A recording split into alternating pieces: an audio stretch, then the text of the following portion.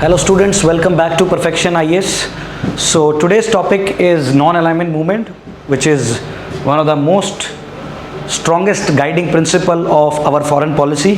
ठीक है, और इसको हम देखते हैं कि इसका अभी क्या रेलेवेंस है, कैसे इसका ओरिजिन हुआ था, क्या इसको बनाने के पीछे ऑब्जेक्टिव था, व्हाट आर इट्स प्रिंसिपल्स. ठीक है, अभी इसका क्या रेलेवेंस है आज के जो फास्ट मूविंग ग्लोबलाइज्ड वर्ल्ड है उसके अंदर. ठीक है, फिर उसके बाद हम देखेंगे कि कैसे उस टाइम पे 1940s 47, 45, 46 कि कैसे जो डेवलपिंग कंट्रीज थे उनमें एक हिम्मत आई कि दो बड़े ब्लॉक्स के सामने खड़े होके एक अपनी नई आइडियोलॉजी को जो है वो स्थापित करना है. तो will look into detail. So will start with introduction. Founded in 1961, it was created by the heads of Yugoslavia, India, Egypt, Ghana and Indonesia. Right? Yugoslavia, you know, present day country Serbia and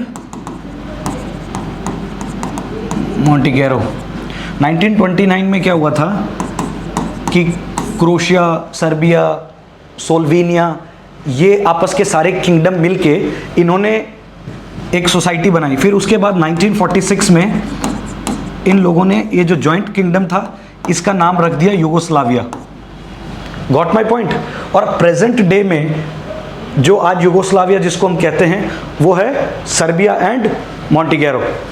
ठीक है, फिर उसके बाद all 5 leaders believed in the developing country should not help either of the western और eastern blocs in the cold war.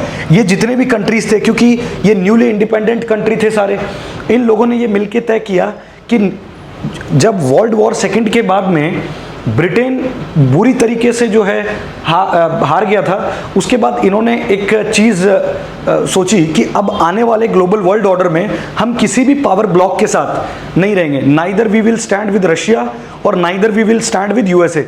जो हमारा personal लोग कहते हैं कि नॉन अलाइनमेंट मूवमेंट का क्या मतलब होता है. See, non alignment movement doesn't means कि neither you will take the side of Russia और neither you will take USA. कहने का मतलब है व्हाट शूट्स और जो हमारे इंटरेस्ट को बेस्ट परस्यू करता है उसके साथ हम रहेंगे. हमारा जो डेवलपिंग कंट्रीज हैं, मतलब ये जो डेवलपिंग कंट्रीज था, इनके नेशनल इंटरेस्ट को जो सबसे ज़्यादा फायदा पहुंचाएगी ये उनके साथ रहेंगे. तो that was the whole concept. मतलब ये इस तरह का नहीं था कि ये जो पर्टिकुलर कंट्रीज हैं कि भाई अब हम लोग को आज़ादी मिली है तो अब हम यूएस जो है वर्ल्ड वॉर सेकेंड का सबसे बड़ा विजेता था कि हम इनके साथ खड़े हो जाएं या रशिया के साथ खड़े हो जाएं. इन्होंने तय किया कि हम एक अपना जो है पॉलिसी बनाएंगे. आगे देखते हैं. The non alignment movement was form during the cold war as an organization of the states that did not seek formally align themselves with either United State और Soviet Union but sought to remain independent और neutral.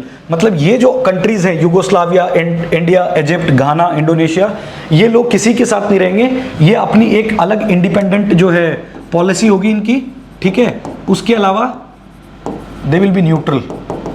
They won't take side until and unless their relations are not affected. Got my point? It was created by Yugoslavia President Joseph Broz Tito, India's first Prime Minister Jawaharlal Nehru. ठीक है, फिर उसके बाद Egypt second president Gamal Abdel Nasser. ठीक है, फिर उसके बाद में घाना का फर्स्ट प्रेसिडेंट कवारने नक्रुमा. ठीक है, फिर उसके बाद में Indonesia first president Sukarno. Got my point. फिर उसके बाद में ये सारे लोगों ने मिलके जो है इस ऑर्गेनाइजेशन की नींव डाली थी और India was one of the founding member. हमारी तरफ से जवाहरलाल नेहरू थे, इजिप्ट की तरफ से जो है गमाल अब्देल नसीर थे, घाना की तरफ से कवाने नक्रुमा और इंडोनेशिया की तरफ से president Sukarno. The movement represented the interest and priorities of developing countries. The movement has its origin of Asia Africa conference. जो बैंडवांग में कॉन्फ्रेंस हुई थी 1955 में, उसके बाद में इन लोगों ने तय किया कि अब वक्त आ गया है. 1955 में जो बैंडवांग कॉन्फ्रेंस हुई थी तो उनको लगा कि अब वक्त आ गया कि हम लोग जो फास्टेस्ट ग्लोबल मतलब जो डेवलपिंग कंट्री हैं उस वक्त, अब हम लोगों को एक मिलके इस तरह की एशिया अफ्रीका, क्योंकि ये जो ग्लोबल नॉर्थ जिसकी बात करते हैं, यूएस हो गया, रशिया हो गया, ये लोग तो डेवलप हो चुके थे, बट इंडिया वगैरह ये सब डेवलपिंग की स्टेज में थे. मतलब अभी इनको आगे डेवलप होना था, क्योंकि 200 साल के प्लंडर द लूट के बाद इन लोगों के पास कुछ ना नेचुरल रिसोर्सेज बचे थे, ना इंफ्रास्ट्रक्चर बचा था. तो इन लोगों ने तय किया कि अब हम लोग बैठ के एक इस तरह की पॉलिसी का डिज़ाइन करेंगे जो कि हमारे इंटरेस्ट को जो है बेस्ट जो है वो परस्यू करे। फिर उसके बाद इन्होंने ये भी तय किया कि भाई अब जो है हम लोग न्यूट्रल रहेंगे, जो हमारे हक की बात करेगा हम लोग उसका स्टैंड लेंगे। So this was whole agenda to grow Asia and Africa एक साथ, साइमल्टेनियसली एशिया और अफ्रीका दोनों, क्योंकि आप देखो अफ्रीकन रीजन के भी लोग हैं इसमें और एशियन कंट्रीज के भी लीडर्स थे, इंडोनेशिया और इंडिया। फिर as a condition of membership, the states of the NAM cannot be a part of multilateral military alliance such as NATO or have signed a bilateral military agreement, one of the big powers involved in the great conflict। जैसे NATO है, NATO Brussels Belgium, तो NATO बनी क्यों थी कि भाई NATO ये था कि यूएस ने ये बोला कि हम उन सब कंट्रीज को प्रोटेक्ट करेंगे जो कंट्रीज हमारे मेंबर्स होंगे नाटो के, नॉर्दर्न अटलांटिक ट्रीटी, और नाटो के किसी भी मेंबर पे एक पे अटैक तो इसका मतलब ये समझा जाएगा पूरी नाटो पे अटैक है। तो इस तरह की ये एक नाटो तो प्योरली एक मिलिट्री अरेंजमेंट था, एक मिलिट्री ऑर्गेनाइजेशन थी। और आज जो रशिया और यूक्रेन में आप देख रहे हैं, that was also due to the NATO's expansion.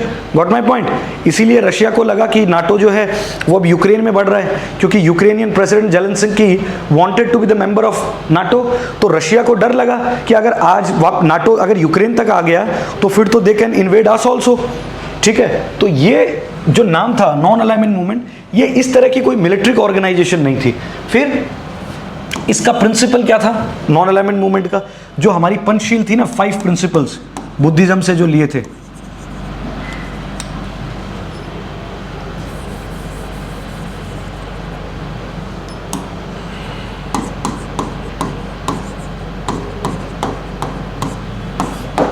Panchsheel, ठीक है। the principle of NAM was largely guided by Panchsheel principle. Some of them are respect of principle enshrined in the character of United Nations and international law। जो United Nations के charter में हैं या जो international laws हैं, उन सब पे ये जो कंट्रीज हैं ये अबाइडिंग रहेंगे, सबको वो रूल्स मानने हैं, सारी चीज़ें जो हैं वो रूल्स एंड प्रोसीजर के हिसाब से होगी। दूसरी चीज़, एक दूसरे की टेरिटोरियल सोवरेनिटी का, टेरिटोरियल बाउंड्रीज का रिस्पेक्ट करना है, एक दूसरे के इंटरनल अफेयर्स में या इंटरनल डिस्प्यूट में इंटरफेयर नहीं करना है। Got my point. Peaceful coexistence होना चाहिए कि आपस में सब भाईचारे से, शांति से सब लोग रह सके, क्योंकि जहाँ पीस होगी वहाँ प्रॉस्पेरिटी होगी। Right. Respect of sovereignty, sovereign equality, territorial integrity states में ऑलरेडी बोल चुका हूँ। Peaceful settlement of all international conflicts in according with the charter of United nation. मतलब पीसफुल सेटलमेंट होना चाहिए यूनाइटेड नेशंस चार्टर। जिस तरह से यूनाइटेड नेशंस का एक चार्टर है ना कि कंट्रीज को किस तरह से बिहेव करना है इंटरनेशनल एरिना में, आपको रूल्स एंड प्रोसीजर फॉलो करने होंगे। ठीक है, तो ये सारे जितने भी इंटरनेशनल रूल्स एंड ऑब्लिगेशंस थे, ये ऑर्गेनाइजेशन सबको फुलफिल करती थी। फिर respect of politico economy, socio cultural diversity of countries. आपको पता है इंडिया एक कितना डाइवर्सिफाइड कंट्री है, not only in terms of diversified from the cultural point of view, India is diverse from the point of view of history, India is diverse from the point of view of geography, of their economy, of their social habits. Right, तो they have to respect their political system, they have to respect their economic system, social and cultural। आप देखो India में जैसे कहते हैं ना, 3 कोस पे पानी बदले 3 कोस पे बानी, मतलब हर एक कोस में 3 किलोमीटर होते हैं, तो हर 9 किलोमीटर में पानी का टेस्ट बदल जाता है, और हर 9 किलोमीटर में जो है लैंग्वेज का डायलेक्ट जो होता है, जैसे बोली कहते हैं, भाषा कहते हैं, उसका डायलेक्ट चेंज हो जाता है। तो इंडिया में देखो आप जम्मू कश्मीर से लेकर कन्याकुमारी तक हर जगह अलग ड्रेसिंग स्टाइल है, हर जगह का फूड कल्चर अलग है। ठीक है, हर जगह की लैंग्वेज अलग है। ठीक है, लोगों का सोचने का तरीका अलग है। मतलब India is that much diverse culturally. हमारे यहाँ के डांस अलग हैं, उनके यहाँ के डांसेस अलग हैं। तो इंडिया में जैसे फॉरेन कंट्रीज में होता है यूनिफॉर्मिटी, इंडिया में यूनिफॉर्मिटी का कोई कॉन्सेप्ट नहीं है। India is from north to south and from east to west, entirely diverse country, right? A plural country. Then defense and promotion of shared interest, justice, cooperation, regardless of the differences existing in the political, economic, social system of the state on the basis of mutual respect and equality of the rights। मतलब एक दूसरे को with cooperate करना है, एक दूसरे के defence को जो है प्रोटेक्ट करना है। मतलब अगर किसी एक के ऊपर, अगर किसी एक के साथ अगर इंटरनेशनल एरिना में सोशल इंजस्टिस हो रहा है या किसी भी तरीके का इंजस्टिस हो रहा है, तो एक दूसरे के साथ जो है कदम से कदम मिला के खड़े रहना है, कॉपरेट करना है, म्यूचुअली कॉपरेट करना है। दूसरी चीज़ जो है, we should have a mutual respect and equality of rights. ठीक है, that right should not be abrogated in any conditions.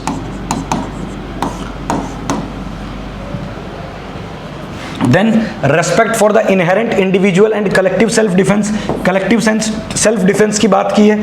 फिर उसके बाद में इन्होंने बात की है accordings with the charter of, हर चीज में इन्होंने लिखा है कि that everything will be according to the charter of United Nations. Non interference in the internal affairs of the state, already told you. No state or group of states has right to intervene either directly and indirectly, already told you. Promotion of defence multilateralism, multilateral organisation, appropriate frameworks to resolve through dialogue cooperation and affecting human kind. मतलब अगर किसी तरीके के disputes भी हैं तो उन disputes को भी जो है वो एक प्लेटफॉर्म पे आके जितने भी कॉन्फ्लिक्ट्स हैं उनको म्यूचुअली एग्रीमेंट के माध्यम से और जो है एक जिसे कहते हैं रिड्रेसल ग्रीवेंसेस, वहाँ एक जगह बैठ के सारी शिकायतों का निस्तारण करना है। What my point, with the dialogue. और इंडिया की फॉरेन पॉलिसी में dialogue is one of the most founding pillar of Indian foreign policy. We always wanted dialogues, because without dialogues dispute can not resolve. ठीक है, फिर उसके बाद हम देखते हैं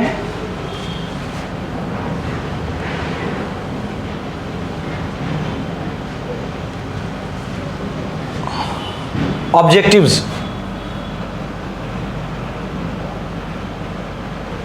objectives, non alignment movement has sought to create a independent path in the world politics. ठीक है, नॉन अलाइनमेंट मूवमेंट ने एक अपना खुद का एक इंडिपेंडेंट पाथ चूज कर लिया था वर्ल्ड पॉलिटिक्स में कि neither we will be on the Russia side, उस वक्त तो सोवियत यूनियन था, और neither we will be United States of America. Becoming pawns, प्यादे नहीं बनना है हमको मेजर पावर्स का, right. It identifies the right of independent judgment, the struggle against the imperialism and neo-colonialism, the use of moderation in relation with the all big power are the three basic elements that have influenced its approach. कहने का मतलब है कि they wanted to have क्योंकि जितने भी ये countries थे ये लोग एक स्ट्रगल के माध्यम से यहाँ तक पहुँचे थे। ये लोग सब इंपीरियलिज्म से ग्रसित थे, किसी न किसी मेजर पावर की कॉलोनीज थी, ज़्यादातर तो सब लोग यूके की कॉलोनीज थे। तो ये लोगों ने इन्होंने ये किया that they will use the moderation in relation with all big powers and three basic elements that have influenced its approach. At present, an additional goal is facilitating reconstructing the international economic corridor. और आजकल इस international corridor को बोला जाता है new international economic order 2.0। मतलब अब लोग जो हैं, पहले वर्ल्ड जो था वो यूनिपोलर था, फिर उसके बाद बाइपोलर आया, फिर अब आ गया है मल्टीपोलर वर्ल्ड। तो कहने का मतलब है एक दूसरे के इंटरेस्ट के बीच में कोई डिस्प्यूट क्रिएट नहीं करेगा, पीसफुली अगर कोई मैटर हो भी जाए तो उसको रिजॉल्व करना है, प्लस एक दूसरे की टेरिटोरियल इंटीग्रिटी, सोवरेनिटी या जो है टेरिटोरियल डिस्प्यूट्स नहीं होने चाहिए एक दूसरे के साथ। So these were their basic agendas, their basic principles behind making this particular organization. फिर NAM in the cold war era. Now what is the non alignment movement status in the cold war era? Cold war तो start हो गया था world war second के time से ही, ठीक है, और according to Francis Fukuyama 90s में there was end of world history, लेकिन अभी भी कोल्ड वॉर चल रहा है। कोल्ड वॉर का नाम अलग हो गया है, कुछ लोग इसको टेक वॉर कहते हैं, कुछ लोग इसको ट्रेड वॉर कहते हैं, कुछ लोग इसको डिफेंस वॉर कहते हैं, इकोनॉमिक वॉर, मतलब तरह तरह के सबके नाम है, but still cold war is still there in the international arena. Now, how has the non-alignment movement benefited India in the course of history?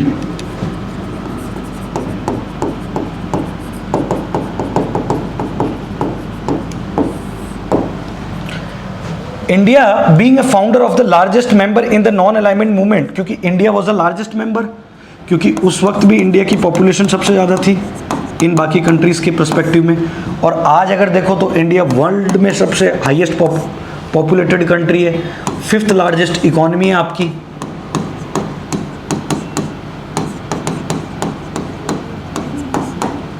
$2.8 trillion, ठीक है। फिर उसके बाद India being a founder and the largest member in non alignment movement was an active participant in non-alignment movement meetings till 1970s, but India's inclination towards erstwhile USSR created a confusion in smaller members. It led to weakening of NAM and small nation drifted towards either USSR और US. कहने का ये मतलब है India जो था वो सबसे बड़ा फाउंडर था इस ग्रुप के अंदर और एक एक्टिव पार्टिसिपेंट था 1970 तक, बट इंडिया का जो इंक्लेशन हुआ है वो पहले यूएसएसआर की तरफ हुआ, तो इससे बाकी जो दुनिया की छोटी छोटी कंट्रीज थी वो कंफ्यूज हो गई, क्योंकि आज भी Russia is the biggest defence partner with India. फिर आप 1970-90 के आते आते दशक तक अभी की जो हमारी फॉरेन पॉलिसी है, ऑलरेडी ये कहीं लिखा नहीं है, कहीं क्लियरली मेंशन्ड नहीं है, बट लगता है कि हमारी पॉलिसी थोड़ी सी टिल्टेड है टुवर्ड्स यूएसए।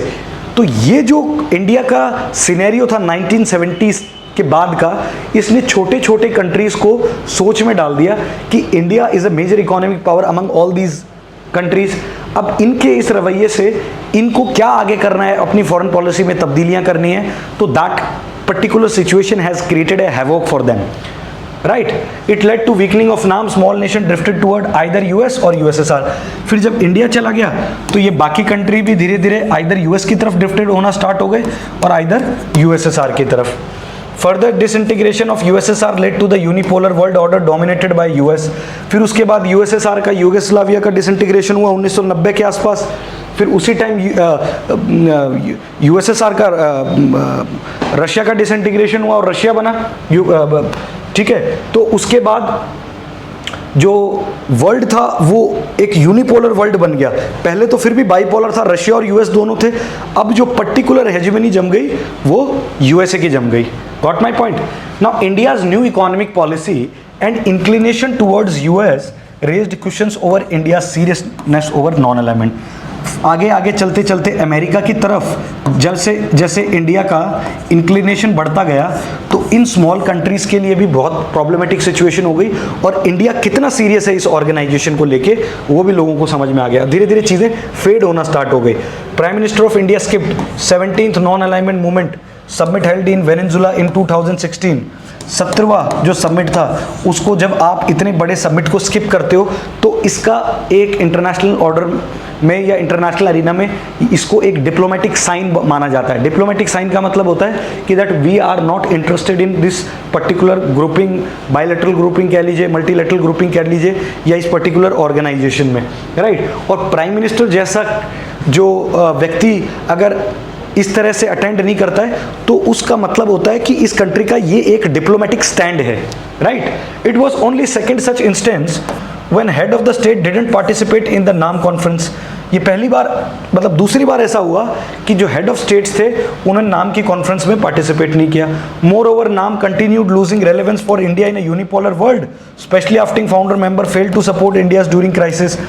उसके बाद धीरे धीरे रेलेवेंस ऐसे भी खत्म हुआ जैसे जैसे आगे बढ़ा, और यही जो कंट्रीज थे, क्योंकि इंडिया तो यूएसएसआर की तरफ थोड़ा सा ड्रिफ्ट हो ही गया था, तो बाद में जब इंडिया क्राइसिस में आया था और स्टार्टिंग प्रिंसिपल इस ऑर्गेनाइजेशन का यही था कि एक दूसरे की मदद करेंगे मुसीबत के टाइम पे, फिर जब इन्होंने मदद नहीं की तो धीरे धीरे ये ऑर्गेनाइजेशन जो है वो डिसइंटीग्रेशन या डिसइंटीग्रेटेड होती गई, फेड अवे होती गई।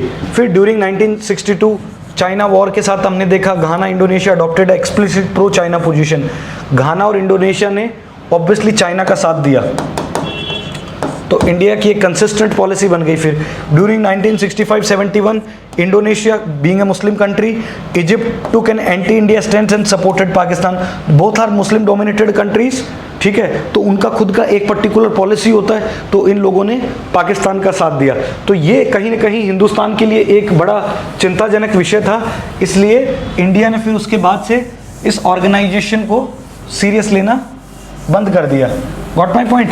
फिर उसके बाद अगला पॉइंट हम देखेंगे that India in particular but also most of the other NAM countries have integrated themselves to varying degrees with the liberal economic order have benefited. India ने देखा कि यार बहुत सारी कंट्रीज हैं जिन्होंने अपनी पॉलिसीज़ में तब्दीलियां लाके इस आज के जो इंटरनेशनल न्यू इकोनॉमिक ऑर्डर है इसके अंदर अपने आप को बेनिफिट पहुंचाया है, तो हिंदुस्तान क्यों पीछे हटे? तो ये भी एक बड़ा मेजर कारण था। फिर उसके बाद हम देखते हैं इंडिया इज़ ए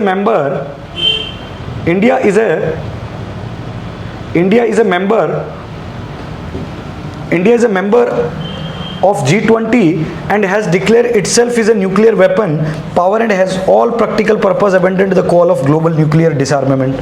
अब इंडिया साहब खुद जो है न्यूक्लियर पावर है, फिर उसके बाद आप दूसरों को सेरेमंट्स दे रहे हो कि we are, because India is not what we call the signatory of NPT and that G20 पे भी हमें, फिर उसके बाद we are saying that world should go towards the denuclearization, but we are some point of at a particular point of time we are correct also, because see Russia, US, UK, France, China, इन सब ने develop किया और ये दूसरे countries से उम्मीद करते हैं कि आप न्यूक्लियर पावर जो है यूज़ मत कीजिए या डेवलप मत कीजिए, इससे दुनिया में जो है वो अशांति बढ़ेगी, तनाव वरण वातावरण होगा।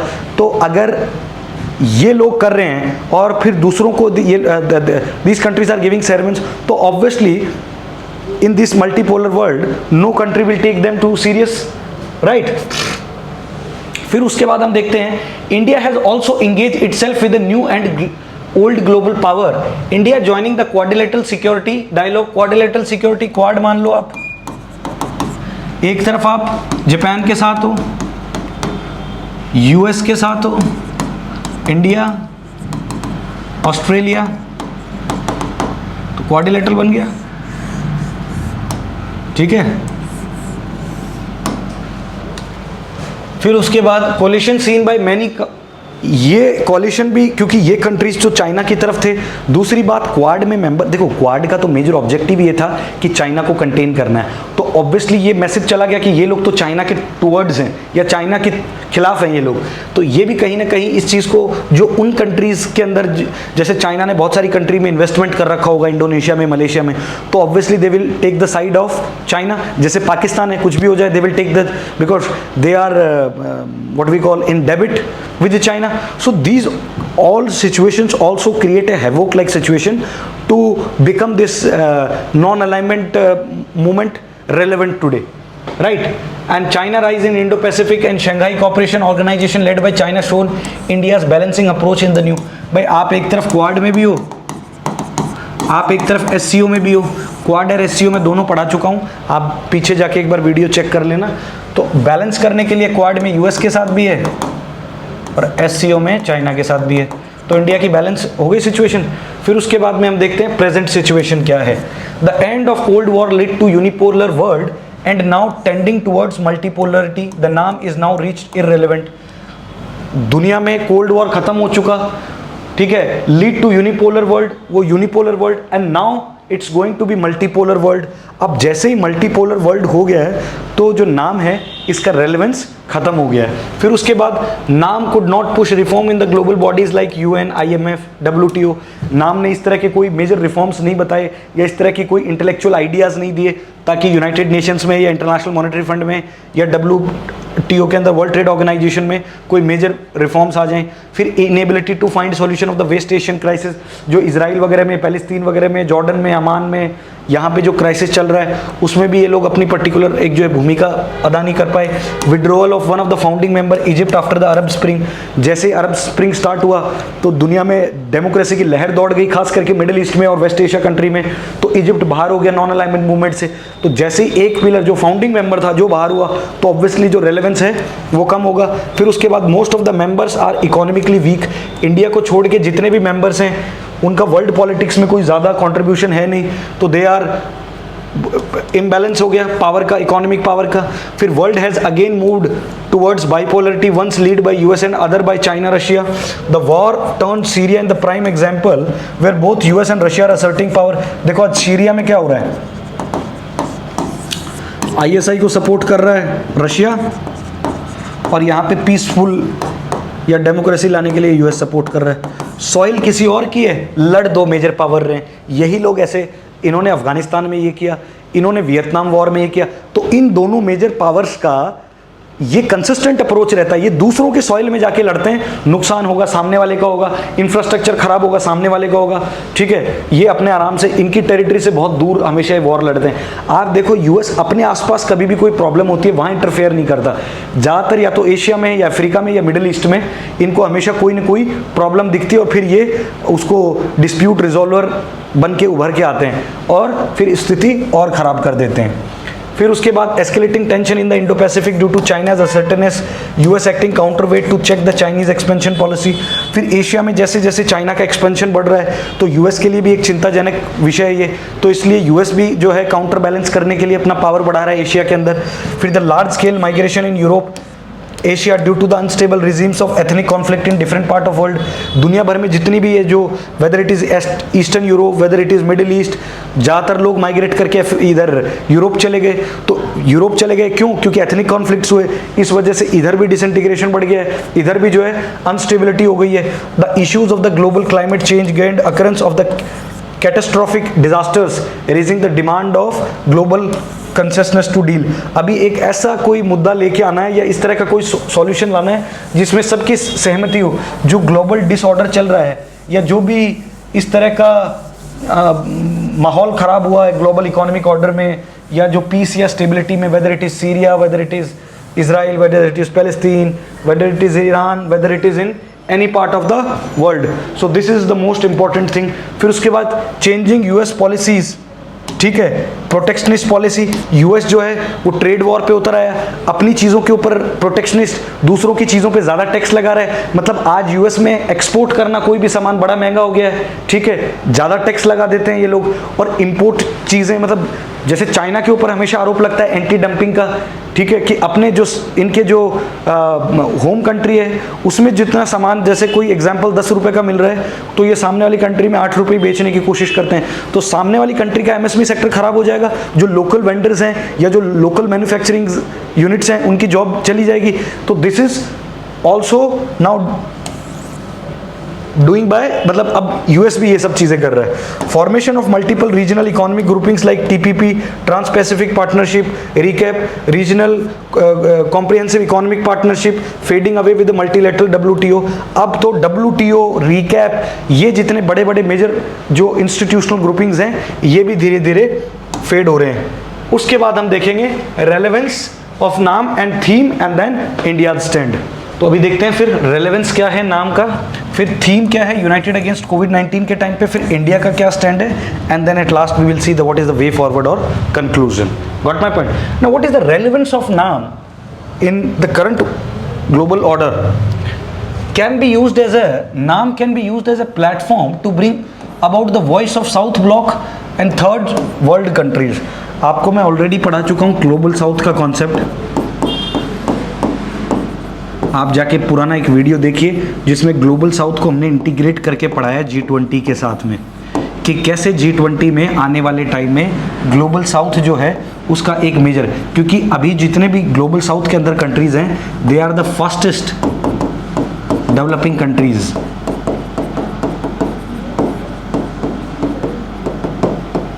और ग्लोबल नॉर्थ जिसको कहते हैं उसमें सारे डेवलप्ड कंट्रीज हैं।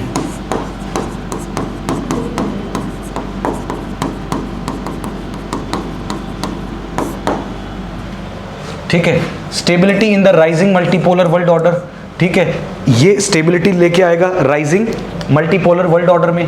Can help to contain the rise of China by raising collective voice.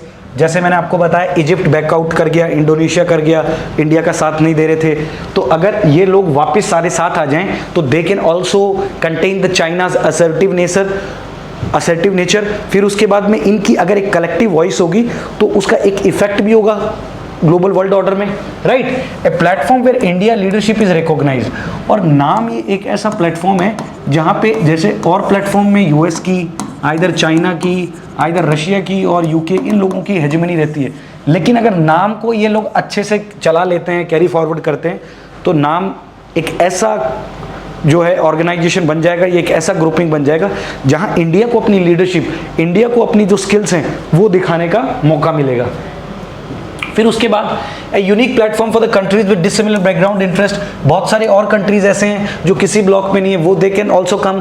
फिर यूनाइटेड नेशन सिक्योरिटी काउंसिल में जो इनका लॉन्ग लास्टिंग 75 साल से जो इंडिया को मेंबरशिप वाला जो है मेंबर बनाना है, they want to do the part of that particular P5।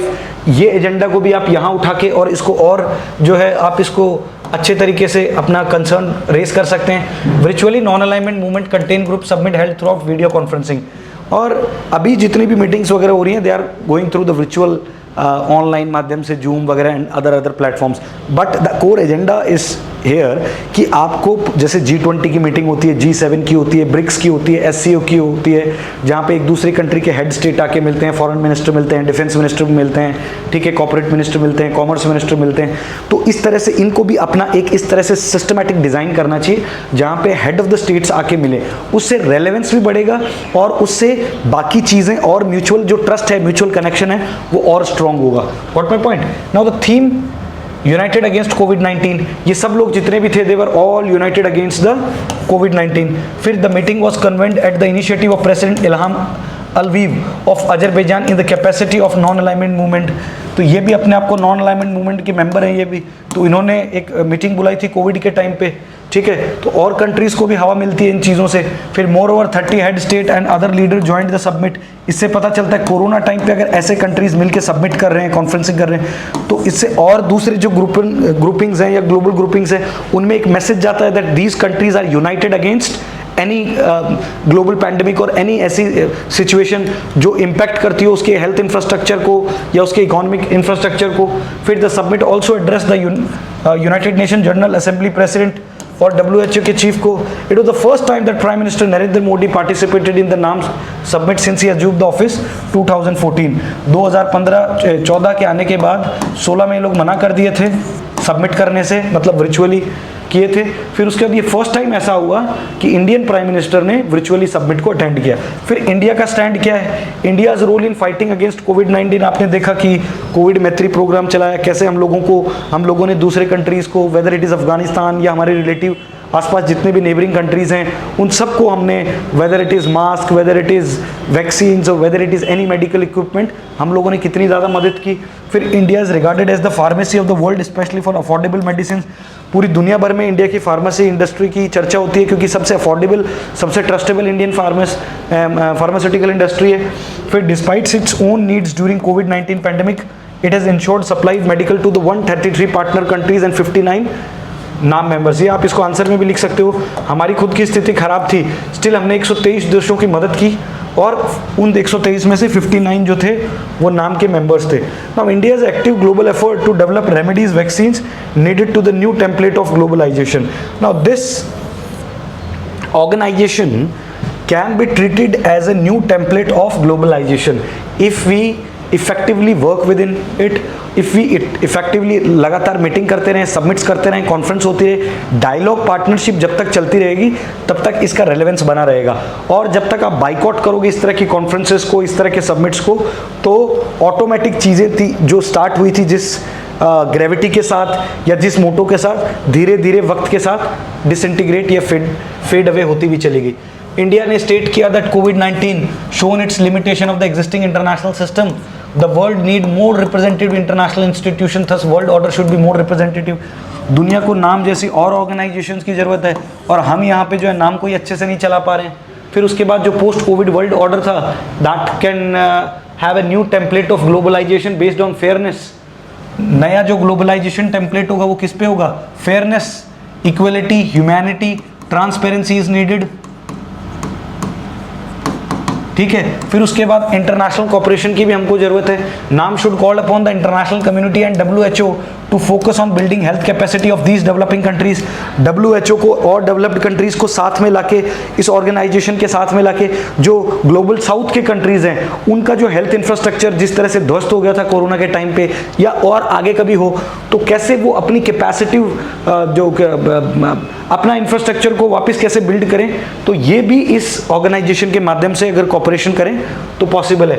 World need to ensure equitable, affordable, timely access to health and products technology. दुनिया जो है वो इक्विटेबल रिसोर्स डिस्ट्रीब्यूशन चाहती है, इक्विटेबल मेडिकल डिस्ट्रीब्यूशन चाहती है, अफोर्डेबल हो, टाइमली एक्सेस मिले, ऑन टाइम डिलीवरी मिले, हेल्थ प्रोडक्ट्स और टेक्नोलॉजी ट्रांसफर, या सारी जो भी टेक्नोलॉजीज चाहिए। Then at last, now what is the way forward? How this NAM non-alignment movement can be seen further? At last we will see that NAM as a concept can never be irrelevant. जो non-alignment concept है वो कभी भी irrelevant नहीं रह सकता। Principally it provides a strong base to the foreign policy of its member. हमारा जो देखो नाम है ये प्रिंसिपली अगर देखा जाए तो इसका जो पंचशील जो 5 गाइडिंग प्रिंसिपल है कि भाई पीसफुल को एग्जिस्टेंस करेंगे, एक दूसरे के टेरिटोरियल डिस्प्यूट्स में जो है मदाखलत नहीं करेंगे, एक दूसरे के जो है पर्सनल इंटरनल एडमिनिस्ट्रेशन में या इंटरनल अफेयर्स में डिस्प्यूट क्रिएट नहीं करेंगे या इंटरफेयर नहीं करेंगे, ठीक है, कैसे हम लोग म्यूचुअली ट्रस्ट बनाएं, पीसफुल को एग्जिस्टेंस हो। तो जो बिल्डिंग मतलब जो नींव थी इनकी, जो फाउंडेशन स्टोन था इस ऑर्गेनाइजेशन का, वो बहुत स्ट्रॉन्ग था और वो आज भी इररिलेवेंट नहीं है अगर they work efficiently and effectively. It should be seen as a strategic autonomy which is need of the hour. अभी ये जो है NAM is the need of hour today, फिर NAM is a platform where India can assert its soft power. मैंने बोला कि नाम को यूज करके इंडिया जो है अपने सॉफ्ट पावर को, that is track two diplomacy, जिसके अंदर आपका कल्चरल, ठीक है, योगा, डांस, मूवी, बॉलीवुड जिसे कहते हो, people to people connect, business to business connect, cultural to cultural ties जैसे ये हो गया, इन सब की मदद से आप इन कंट्रीज़ के साथ और अच्छा कोऑपरेट कर सकते हैं और अपनी इकोनॉमी को ग्रो कर सकते हैं।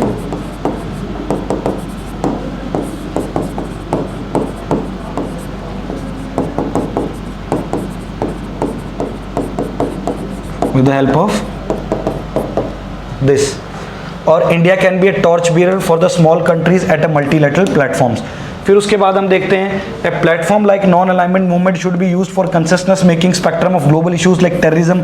ये इस तरह का जो नॉन अलाइनमेंट मूवमेंट है, यहाँ पे जो दुनिया के जो इंपॉर्टेंट टॉपिक्स हैं, जैसे टेररिज्म हो गया, क्रॉस बॉर्डर टेररिज्म हो गया, फिर उसके बाद टेक्नोलॉजी ट्रांसफर हो गया, क्लाइमेट चेंज हो गया, एनर्जी सिक्योरिटी हो गई, वाटर इश्यूज हो गए, बाउंड्री डिस्प्यूट्स हो गई, यहाँ पे सारे लोग बैठ के आपस में सहमति बना के इन चीज़ों को या इन विषयों पे चर्चा करें तो वो चीज़ अच्छे से सेटल हो सकती है। Weather it is climate change, trade protectionism and others. जैसे आज देखो, आज पाकिस्तान के साथ अच्छे जो रिलेशन जो है स्टार्टिंग से ही ठप पड़े हैं, चाइना के साथ अच्छे रिलेशंस नहीं है, अफगानिस्तान में देखो तालिबान है। तो वी शुड कलेक्टिवली जो नेबरहुड फर्स्ट पॉलिसी थी, बट इंडिया इज तो always on the side of peace, but बाकी ये लोग हमेशा they are on the side of dispute, और देयर मेन एजेंडा और their objective of their policy is that how to give the deep cuts to India's economic structure. कैसे India को जो है ये लोग, जैसे पाकिस्तान में तो कहते हैं ना 1000 कट पॉलिसी जो है कि इंडिया को 1000 कट मारेंगे हम लोग। The NAM platform can be use to garner support by South East Asian countries. आप साउथ ईस्ट एशियन, जैसे हमारी तो पॉलिसी है consistent look east policy 90s में, फिर एक्ट ईस्ट 2014 में। आप पहले क्या था, ये एशिया को अफ्रीका के साथ जोड़ रहा था, आप साउथ ईस्ट एशिया को भी जोड़ सकते हैं इसके साथ, और ये अगर तीनों मिल जाएं तो ये पूरी दुनिया की आज के टाइम पे 60% ऑफ द ग्लोबल पॉपुलेशन हो गई। फिर बाकी दुनिया सारी 40% या 40% से भी कम, अगर ये लोग आपस में अच्छे से मिल जाएं तो ये जितने भी आज डिस्प्यूट्स हो रहे हैं दुनिया के अंदर, ये सारे ख़त्म हो जाएंगे। फिर उसके बाद में, क्योंकि देखो weather it is border dispute, क्योंकि देखो इंडिया के साथ हमेशा यही होता है, चाहे SCO हो, चाहे यूनाइटेड नेशन सिक्योरिटी काउंसिल हो, इंडिया किसी भी टेररिस्ट ऑर्गेनाइजेशन को डेजिग्नेट कराने की कोशिश करता है कि ये टेररिस्ट ऑर्गेनाइजेशन है, तो हमेशा जो है चाइना उसमें जो है वो बीच में रुकावट पैदा कर देता है। फिर उसके बाद में आप देख लो, इनको IMF से हम लोग या वर्ल्ड बैंक से हमेशा ब्लैक लिस्ट करवाने की, बट ये हमेशा पाकिस्तान कंसिस्टेंट ग्रे लिस्ट में रहता है। तो ये बहुत सारे इस तरह के मुद्दे हैं। हम लोग पूरी दुनिया को हमेशा ये कहते हैं कि पाकिस्तान, और ये सबको पता है that Pakistan is using its soil, और वो अलाउ कर रहे हैं अपनी soil to breed terrorism in India. इसीलिए हम लोग कहते हैं ना, तो अब उनसे फिर लोग कहते हैं कि आप पीसफुली बात कीजिए। पीसफुली क्या बात करें? तो सुषमा स्वराज जी, हमारी जो एक्स फॉरेन मिनिस्ट्री थी, उनका एक कंसिस्टेंट पॉलिसी थी कि that talks and terrorism can't go together, कि भाई आपसे बात भी कर रहे हैं, आज बात हुआ, पीछे से आपने बम धमाका किया। लाहौर बस डिप्लोमेसी वाजपेयी साहब ने किया, 90s में हमने इनके साथ क्या किया, कारगिल में देखो, फिर पुलवामा, करतारपुर, ये सब आपने देखो। इसके बाद जब भी कुछ ना कुछ अच्छा करने की कोशिश की, पीछे से अटैक कर दिया, ठीक है। And then at last South China Sea में भी हमारा अच्छा रेलेवेंस हो जाएगा related to island and border dispute. फिर at last non alignment can provide a platform for Afro Asian and a strong position of poor African nation to have a healthy negotiation with China, US for economic development without compromising sovereignty of their land।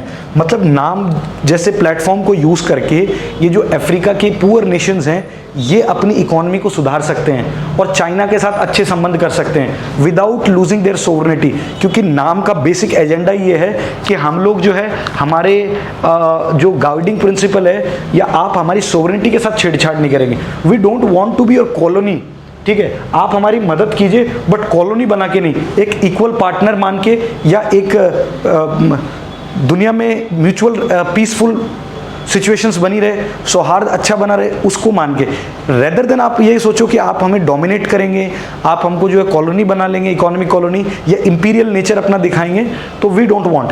लेकिन China और US अगर ऐसा करे तो they can be very responsible, their behaviour can be seen as a very responsible, but they are doing no.